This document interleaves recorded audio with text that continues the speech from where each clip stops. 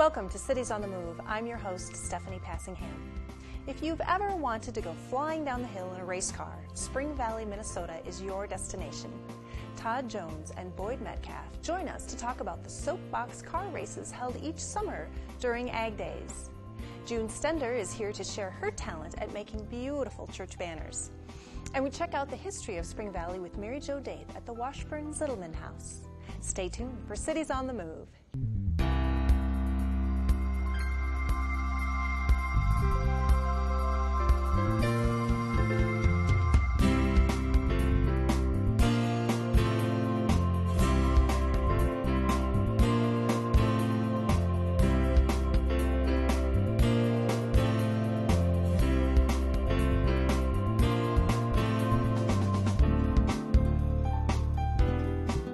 June Stender is a beautiful designer of church banners. Let's check out some of her lovely and inspiring work. Good afternoon. I'm June Stender from Spring Valley, Minnesota. I have lived there for 45 years, and I am the proud mother of 4 wonderful children, in my opinion, and 3 lovely grandchildren as well. I have been very grateful to live in Minnesota in this peaceful, beautiful spot. A long time ago, I had a Better Home and Garden magazine, and it showed a filmy little sheer curtain, I think, that probably was fluttering between the house and the patio, and it had a stained glass appearance to it. I really love color and stained glass, and I thought, my, that would make a pretty narrow banner, side banner in my church if I used the different colors to form crosses. And they would look like stained glass crosses, and that's what I did. I made 8 of them, and people seemed to enjoy them, so that carried on from there. Of the banners I made, the most popular one is I Have Called You by Name, You Are Mine, which is from Isaiah 43:5. And the reason that that's so popular is because I cut out magnetic letters that will adhere to a metal strip, and when they have a baptism or a funeral, and even small churches that have confirmation, they can put the names of the individual on, and of course that makes it very personal, and so that's the most popular. I started 40 years ago, which at the time was the tradition to make banners out of burlap, and I did make the first 2, which were for Palm Sunday and for Easter, out of burlap, but I embellished them with velvet and jewels, and I really liked that better. And then I thought, well, I really would like to have even more embellishment or more shimmer, more shine, which would show up nicely up on the altars. So I experimented with the satins, and I have stuck with that. I really enjoy picking out the materials. I can go into a fabric shop, and I'm like a little kid in a candy store. They're all so beautiful, I want to buy them all and take them home and make banners.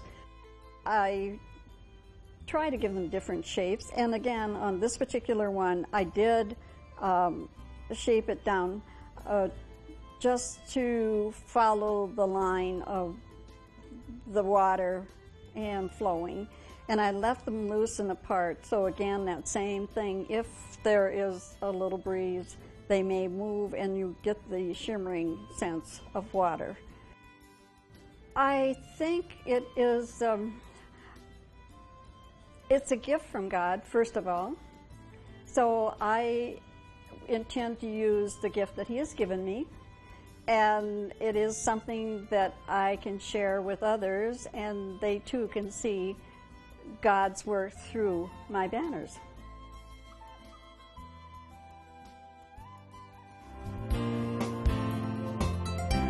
Well, today we're talking with a couple of gentlemen from Spring Valley who are going to tell us all about soapbox cars. We have Todd Jones and Boyd Metcalf. Thanks so much for being here, guys. You betcha. Thank you.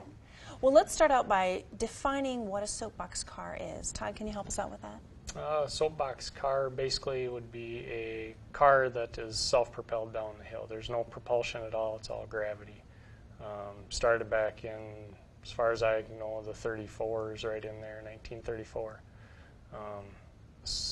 From what I gather, it's kind of what off the old standing on your soapbox, giving a speech to people they've taken those and created little cars with them for the kids to use. So we've kind of went off that and got going what we have today. Great. And you guys over in Spring Valley actually have an event that involves, is it racing or simply design? Or tell us all about what happens at your event. It's Spring Valley Ag Days, our city festival, and it is third weekend in August. And we just started this. This will be our fourth year, I believe it is now. So it's kind of new to the game here, but we got it from a place over in Wisconsin where we saw this happen, and just kind of took off from there. Every year it's gotten bigger and better. So. Bigger and better. All right. Now, Boyd, you are a master builder of these cars, I understand. So tell us a little bit about the components of a soapbox car. How does it work, and what pieces do you need to put one together? Well, typical of just the standard class, there's wood, plywood, cable, pulleys, steering wheel, and brakes. So on the open class, you can make it out of anything you'd like. Mine, this one here, is constructed out of 1-inch tubular frame, sheet metal, fiberglass. So really, there's no regulations in the open class on what you build your cart out of. Okay. And so these are races, right? Correct. Fastest one wins. Okay. And how do they get started? I saw a picture of a ramp. A couple of years ago, we actually built a ramp for these that has a starting gate in it, and it's just a drop gate, so everybody starts at the same. Everybody's on an even keel when we let them go. So after that, it's the aerodynamics and who's got the best wheel to get you down the hill fastest. All right. How long is the course? How far does the car have to go? Near 100 yards. Huh? Yeah, I would say it's about 100 yards. We haven't actually measured it off, but when the hill quits going, that's where we drew the finish line. So. Okay. All right. So it's off the ramp and down the hill. Yep. All right. Talk a little bit about the different classes and describe for us what you mean by kind of the traditional and you called an open class. Who can participate in the different classes that are available for racing? Our standard class here, that would be, we have 3 age brackets, the 5 to 9, then the 10 to 15, and the 16 and older. On the standard class, all the wheels are, everybody's on the same playing field there. Okay. The wheels, axles, any of the drive mechanisms. So from there, it just basically goes into the body parts as to how you want to change your car, how you want it to look. But as far as them running down the hill, everybody's on the same playing field. Okay. Has to meet an inspection before we let them run, where we look it over, make sure the car's safe. Has to have brakes, a usable steering system, and then definitely a helmet. Yes. Yeah. Okay. All right. So what makes, like, if they've all got the same basic running gear, what makes one faster than another? Well, secrets. It has a lot to do with the size of the wheel, the bearings, the aerodynamics, and we're not sure exactly how the weight runs in, whether you want a heavier car or a lighter car. We've seen it, what we've seen, a heavier car runs faster. Okay. But it hasn't been proven. All right. Does that hold true then when you do these, you have these age brackets, so the kids are going to be reasonably similar in weight, but if you've got a bigger kid and a littler kid, does that play into it? Driving skills has a lot to do with it, if they can keep the cart straight. Okay. Some of the younger kids have problems keeping her straight as an arrow, which makes it all fun and interesting. No power steering in these things, I would imagine. No. They're coming off the gate, off the ramp there. It's a pretty healthy ramp. It's about 10 feet tall, and it pitches them pretty good. So when they come off there, they're at a pretty good speed. So if they can keep it straight and not get jittery coming off there, I think that's part of one of the keys. That's the key. Do the cars each have their own separate lane, or how does the course, do they have to make a turn, or it's just straight downhill? Straight down, and we like to keep it in your lane. There's not a painted path or a line down the middle to keep you on your side, but you know they're usually pretty close where you might bump. So there's nothing to keep them from interfering with each other, but you know you have your lane, just like drag racing. All right. And so where did this idea come from, or why did you decide this might be a great addition to your Ag Festival? I had actually seen, it was on Nickelodeon actually, I saw there was a movie on about soapbox racing, and I started playing with the idea, and I heard there was one up in Stone Lake, Wisconsin, so we went up there to see it. This is a town of 200 people. Okay. When we got up there, it's a cranberry festival, and the soapbox is the big event, and there's 20,000 people at this event. Wow. And we're like, why can't we be part of this, you know? So that's kind of where it got started, is an idea, and took off from there. All right. Got a couple people on board, like Boyd and Jason. And roped you in. All right. Good. And it's all kind of gone from there. All right. We got a big crew of volunteers that have helped us all along the way. Whether it's carpenters, mechanics, guys with ideas, guys with labor. Ronnie Merkel was a big addition for us. That he's master of everything, and but it's been a big team effort with a lot of people involved. So have you found that it's been mostly local folks that have built cars and entered, or are you drawing folks from other places now? We're starting to draw from other places now, so we've gotten, I think our furthest away is about 30 miles. Spring Grove, Yeah. Okay. 30 to 40 miles. Yeah. And they want, some of the fellows want to use our ramp or build our ramp or borrow our ramp, but we're trying to talk everybody into having their own ramp and making it their own event, and then maybe a circuit will someday come about where we can run in Spring Valley, Preston, and Spring Grove all in one summer to compete. To compete. And so there isn't anything like that right now? It's any kind of a league or a...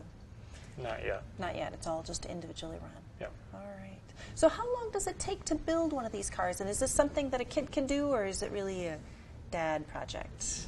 This particular car, we built 5 of these last year, just for kids that were, I shouldn't say less fortunate, but didn't have a parent that had skills in carpentry type stuff. Okay. So we built 5 of them for kids to actually come. They could pay their $10 entry fee, and they could run them, which really boosted our publicity up of this event. Nice. It takes a little time to build them. I'd say a good week if you're planning on going to try to hammer one out. But it's one of those things that a parent can do with their child. The old tree fort that isn't getting used anymore, tear it down, you got a soapbox car. Okay. All right. Sounds good. And is there room for just one person, or you put 2 people in there, or Just one. Just one? Yep. All right. And everything's the same size, whether it's an adult or a child? Correct. Okay. All right. There's width and length standards that they cannot exceed. Everything's got to be able to fit on our ramp. 4 foot wide maximum by 6 foot long is the longest we can accommodate. Okay. Boyd, talk a little bit about your dream car here and how you envisioned that when you started that project. This car came from a vision I had 2 years ago. It was set back for a year because we built our ramp. And I started this last year, midsummer. I got over 140 hours into the car. It's built 100% from scratch. 1-inch steel tubing wrapped with sheet metal. The body is handmade out of fiberglass, and my design 100%. A little help from Graphics on the Go with the striping. It's got it's a Cadillac Pearl White Escalade paint with 3 coats of clear coat, and it was a fun ride down the hill the first time. All right. Now, did you race this in last year's event? Yes, I did. Okay. And we took overall 3rd place and then best in show. So we do have a show that, you know, if you have fancy cars, the crowd judges the cars on who they think is the best looking car. Okay. And it's 140 hours worth of fun. Wow. And I don't know how many dollars I've got invested, but TD Federally Building Company was his main sponsor, and they funded all the materials, and I supplied the labor, and we had fun. Sounds great. Now, I noticed the wheels on this one are much larger than the wheels on the traditional. Faster, easier to steer. Why did you choose that? Faster. Faster. Yep. The wheel is taller, the bearings spin less per revolution, where these are just minimal bearings, just a regular standard tire. This is a high-speed $25 tire, and you get a little more control, little bounce out of the ride, and more speed. Great. So how many entries did you have last year? Last year we had 45, I believe it was, total entries. Okay. And any expectations for this year? We're not sure. Every year has kind of been a shock to us. So the first year we had 22 entries. Second year we had a drop and it went to 18. And then this past year, then after we opened up the 5 cars like that to just open entries, then that really took a jump on us. So we got, since then we've had Spring Grove come on board, and they've actually built some cars. The Preston Cub Scouts are wanting to do it, or the Boy Scouts, I believe it is, and they're wanting to get some cars going too. So this year could catch us by,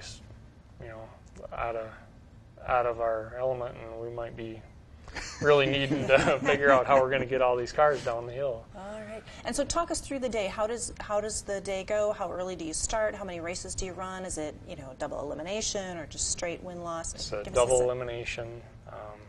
We all to get going start the night before. We start setting up the ramp, block the road off, and then we get rolling about 6 in the morning, trying to set up the rest of the ramp. Okay.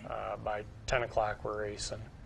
Okay. So, and it ran all day last year. Other than the 2-hour break for the parade, we stopped for the parade to go through. Okay. But we're thinking we might have to get an earlier start this year. It takes a good-sized crew to get the ramp assembled, and we have to really keep busy to get to our 10 o'clock deadline. And as far as like Todd and Jason, they both wear many hats in the community. So they're maybe not going to be at the ramp 100%, but we got guys that'll help. That'll do that. Because these other two fellows have so much going on with the community that Sounds like a great festival. It A lot of is. things going on. It's fun. If someone were interested in participating either in an open class or want some advice on how to build a traditional boxcar, how do they get a hold of you? Where can they go for information? Just call me at the True Valley Hardware Store in Spring Valley, 507-346-2863, or call Graphics on the Go in Spring Valley. Either one of us, we've got the information there. You can log on to the Spring Valley website and log on to the chamber part of it. And I think our information is on there too. So Sounds good. When do you start taking registrations for this year's event? I realize that's a couple months away yet. we're trying to do the whole internet thing this year with registration. Okay, So great. we're hoping before the event. Last year it was like the week before Okay. that we did it. And it was all paper trail type stuff. But this year we're going to try the Try to do it online. online stuff. Yeah. Offer it earlier. That sounds great. You might Yep. get a bigger reception from folks further out in the region. And Yep. for folks that are admiring these cars and thinking maybe this would be a great project for you and your kids, you might want to check out Soapbox Derby in Spring Valley on which weekend in August? It's the third weekend in The August. third weekend in August during Ag Fest. Yep. Great. Egg days. You bet. Ag Days. Egg Sorry. days, yep. Thank you so much for coming in and telling us all about these cars. They look fantastic, and we wish you the best of luck with this year's event. Thank you. Thank you. Stay tuned for more Cities on the Move. What do Laura Ingalls Wilder and Richard Sears have in common? They both lived in Spring Valley. Let's see what other interesting historical facts we can learn with Mary Jo Day. Officially established in 1855, Spring Valley, Minnesota had caught the attention of new settlers in the area. Fertile soil and access to the railroad were prime attractions in the region. Today's residents keep busy with all the modern activities available, but they've also done a fine job of treasuring the past. Tourism Committee member Mary Jo Daith shares with us a description of what life was like in the early days of Spring Valley. There were three hardware stores, and 4 jewelry stores and 6 grocery stores. And there were 2 large auditoriums, very large auditoriums. And there were traveling companies that would come through for the entertainment, you know. And there was a big machine shop down in the southeast corner of town where they manufactured school desks and shop equipment. There was at least 2 or 3 dealers of farm implements here in town. And of course, Kerry Conley and his brother Fred opened the camera factory in Spring Valley. And Richard Sears of Sears and Roebuck fame grew up here. One special home, the Washburn-Zittelman House, has been preserved to show what everyday life was like. The Washburn-Zittelman House was built in about 1865 by Charles Washburn. And it's hard for us to believe, but 4 generations of the same family lived in this house. First it was Charles Washburn, and then his son, E.G. Washburn, who was a photographer. And then their daughter, Marion, married Dr. Zittelman. And so the Zittelmans lived here for over 25 years also. And it was their daughter that gave us this house here. And the reason that it is so significant is because it's the same time period that the Wilders were living here in Spring Valley, the 1870s. And so most of the furnishings in this house are from that period, from the 1870s up through the turn of the century. It is so fun if we're giving a tour with young people, because I tell them here in this house, we show them the dry sink and the cistern pump. And then there's a water pail there. And I say, can you believe this house had running water? And they say, oh, really? Yes. Well, what you did was you picked up the pail and you ran out the back door to the pump on the porch and brought the water back in. And there was often a cistern underneath the house, and so you had a cistern pump, so you could pump the soft water. And then any of the children in the house, there were just unlimited tasks for them to do. They had to fill the reservoir on the stove, for that was the warm water source. And they had to keep the wood box full, so you had to chop the wood and bring it in. They say when you heat with wood, you get warmed twice, you see, when you chop it and then when you burn it again. And there were ashes to take out. Right across the street from the Washburn-Zittelman House is the 1876 Methodist Church, now part of the Historical Society's museum. The building was built in 1876 and I guess completed in 1878. And it's called Victorian Gothic architecture. Freestanding arches support the ceiling, and the windows were brought from England at the time, and it's called grisaille style windows. They're not all stained glass. There's a lot of stenciling on them, so it's a very unique style. The museum contains a collection of Laura Ingalls Wilder history, including the Spring Valley connection. When Little House on the Prairie became very famous on television, there was a great renewal of interest in her books. In 1870, Almanzo Wilder and his parents were living here in Spring Valley. They had come from Malone, New York. And he and his brother went out to De Smet. At that time it was Dakota Territory. And they went out to raise wheat. And this is where he met little Laura Ingalls. And they were married, and they had 4 years of just really adversities, really tough times. They both got diphtheria. And so they gave up their homestead out there and came back to Spring Valley and lived with his parents for over a year. Spring Valley remains a welcoming community for all who come. People of Spring Valley are wonderful neighbors and work together for all kinds of projects, and I'm so pleased to be involved now again in the tourism committee. For more information about all the activities and attractions in Spring Valley, visit them at springvalley.govoffice.com.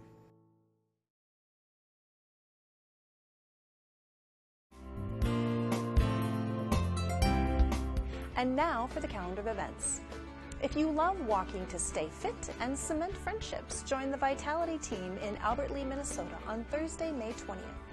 The Albert Lea Vitality Project is gearing up for Summer of Fun Y competitions and prizes. Businesses are welcome to join in the competition, and any person who walks with the school bus, whether an adult or child, can earn double points. Please contact Catherine Bubbles at catbolts@aol.com if you'd like more information. On May 27th through the 29th, check out the North Iowa Band Festival at East Park. The parade will be held throughout downtown Mason City at 10 a.m. on Saturday with over 25 marching bands. There's a carnival, free entertainment, craft show, car show, and plenty of food for the whole family at East Park. Hours are Friday from 5 to 10 p.m. and Saturday from 10 a.m. to 10 p.m. Admission is free, and for more information, call 641-423-5724. 5 Centuries in Medicine Art will be on display at the Rochester Art Center through August 22nd. This show features more than 250 prints and engravings depicting a broad range of medical themes. Selected from one of the world's largest collections on the subject, the work spans 5 centuries, from a 1493 German woodcut, The Dance of Death, to Rosemary Covey's 1998 wood engraving, Antigenic Shift. For more information, visit rochesterartcenter.org. If you have an event to share with our viewers, log on to ksmq.org and post it today. Next week on Cities on the Move, join us as we travel to another great community in the region to learn more about its people, places, and events. Please join us Tuesday, May 11th at 6:30 p.m. on KSMQ for another edition of Cities on the Move. I'm your host, Stephanie Passingham. Good night.